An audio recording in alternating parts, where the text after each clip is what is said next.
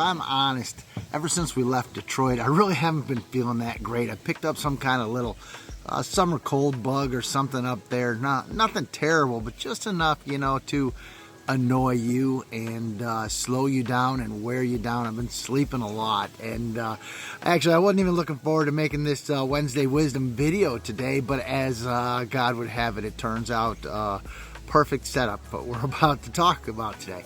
You know how when you're sick, you just kind of go through life in that fog, that daze, man. Maybe you're taking medicine, maybe you're not. It really doesn't seem to matter. It seems to take, that period of time until that cold or that slowdown goes away and you just feel like junk. And every single experience you have is tainted by the fact that you're not feeling good. If something bad happens, it sure seems a lot worse.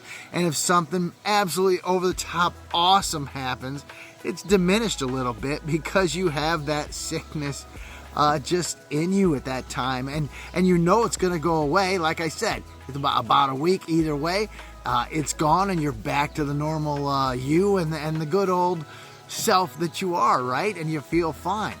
And, looking at Romans 8 here, it reminds me of this section between, let's say, 8:18 and 8:25, where we're talking about all creation is eagerly awaiting that future day when God will reveal who his children really are. It says, and we believers groan, even though we have the Holy Spirit within us as a foretaste of future glory, for we long for our bodies to be released from sin and suffering. And that's what I want to talk about today, even if I keep it a little brief because I'm not feeling that awesome. But just that sin that's in us, we've been talking about that tension, that it's still there, but that's not what it's about. It's about God and what he's doing and that he saved us from that. But yet, that sin that is there causes all of creation to be just a little off until God comes again and restores everything to the way it should be. I mean, I often think about that. If you think about the greatest thing you've ever seen in this world, call it the Grand Canyon, call it a beautiful sunset, maybe a beach or anything like that. Man, this is just perfect. Well, no, it isn't. It's stained by sin, and God's going to make it even better. And I think when you think about that, it just blows your mind, and it gives you that hope to look past any situation that we encounter while we're living in this world as humans, and just, be anxious and can't wait for what God is going to show us in the future. And so, I'd like to use my little bout with this summer cold here to maybe help us focus on that.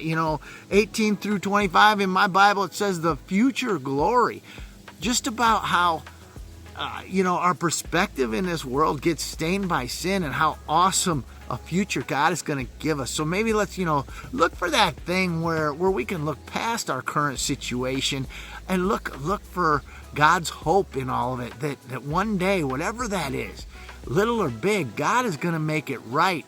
And we get to share in God's glory. And that is just amazing. And again, blows my mind because I can't even understand it because we're in this world stained by sin. So just kind of think about that this week, and we'll catch you next week. I think by then we might be in Romans 9. But either way, join us on this journey through the Bible, and we hope it's speaking to you, and God is working in your life. We just thank you, and we'll catch you next week on Wednesday Wisdom.